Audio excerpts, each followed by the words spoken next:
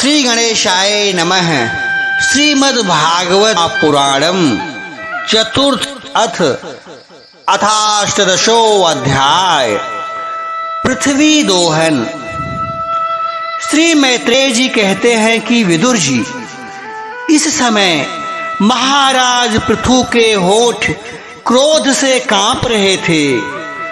उनकी इस प्रकार स्तुति कर पृथ्वी ने अपने हृदय को विचार पूर्वक समाहित किया और डरते डरते उनसे कहा, प्रभु आप अपना क्रोध शांत कीजिए और मैं जो प्रार्थना करती हूँ उसे ध्यान देकर सुनिए। बुद्धिमान पुरुष भ्रमर के समान सभी जगह से सार ग्रहण कर लेते हैं।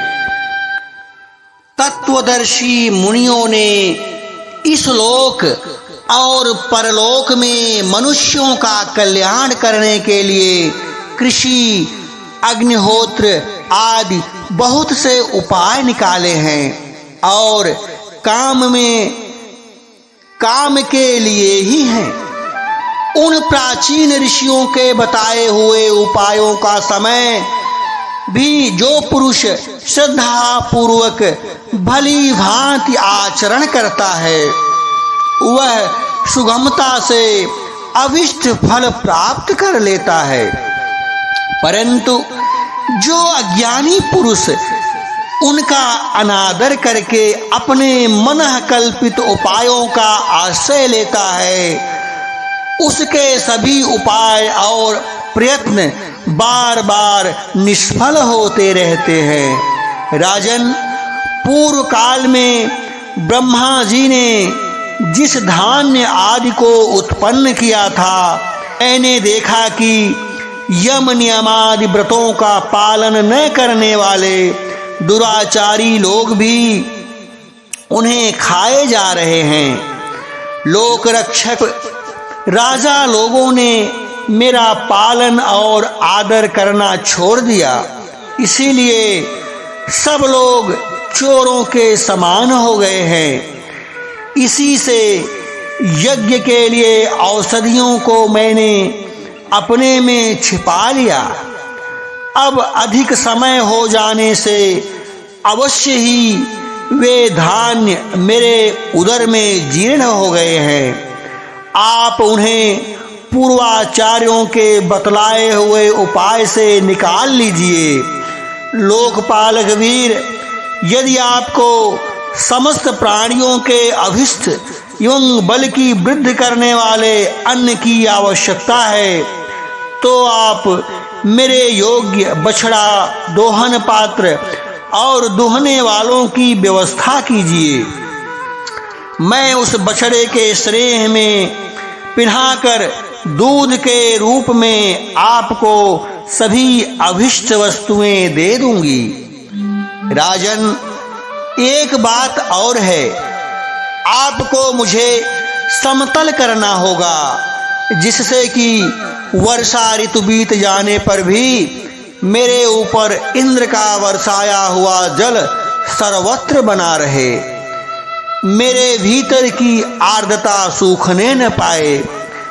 यह आपके लिए बहुत मंगलकारक होगा।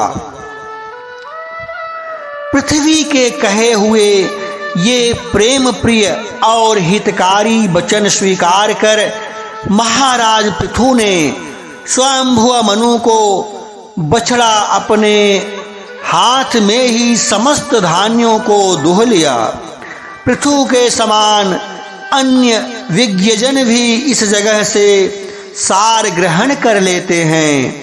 अतः उन्होंने भी पृथु जी के द्वारा बस में की हुई वसुंधरा से अपनी अपनी अभिष्ट वस्तुएं दूह लीं।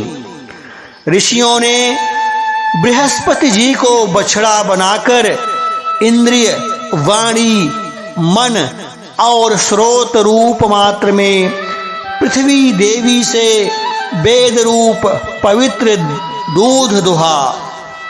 देवताओं ने इंद्र को बछड़े के रूप में कल्पना कर सुवर्णमय पात्र में अमृत, वीर्य, मनोबल, ओज, इंद्रिय बल और शारीरिक बल रूप दूध दुहा।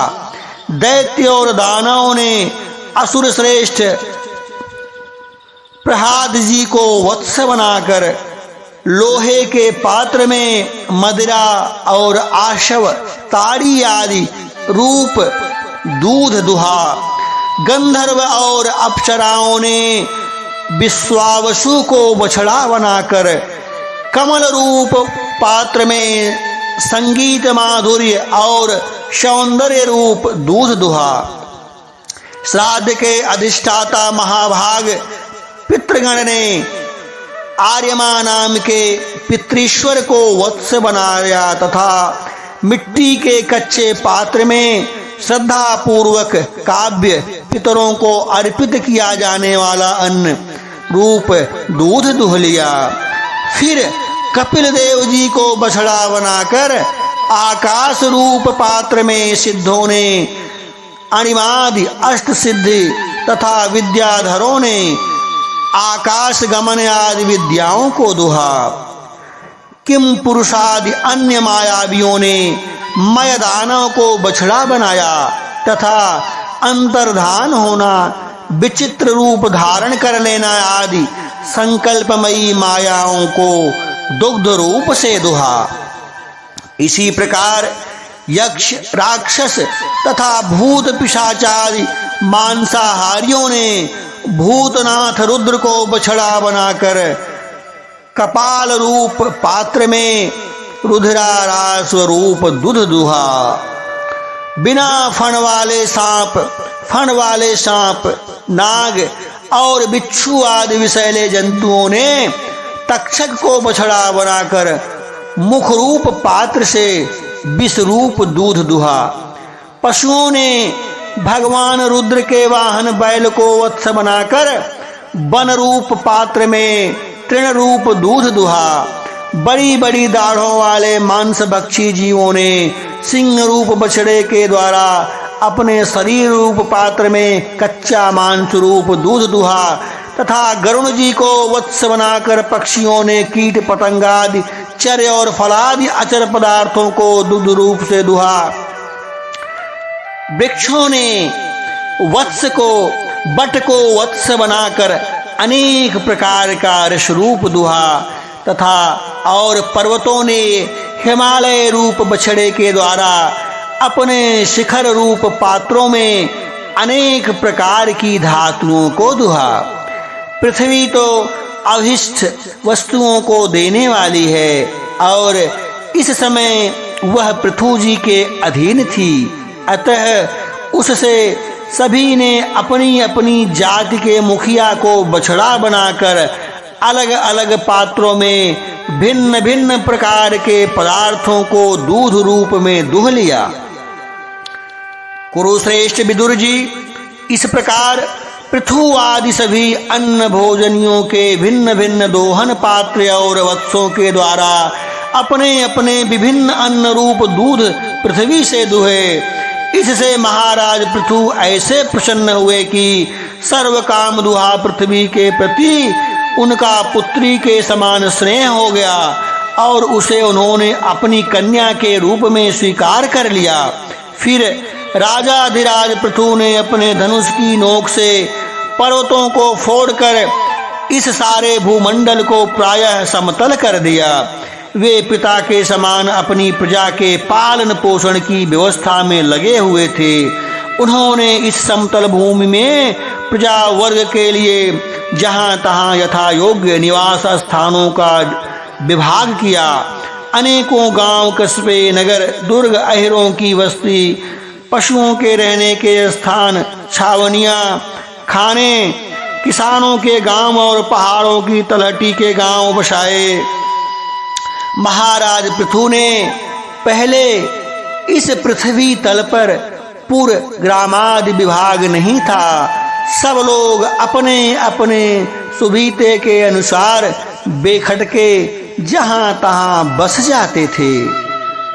श्रीमद्भगवते महापुराणे पारमहंसा संहिताया चतुर्थ स्कंदे पृथ्वीजयो अष्टादशो अध्याय संपूर्ण वृंदावन बिहारी लाल की जय।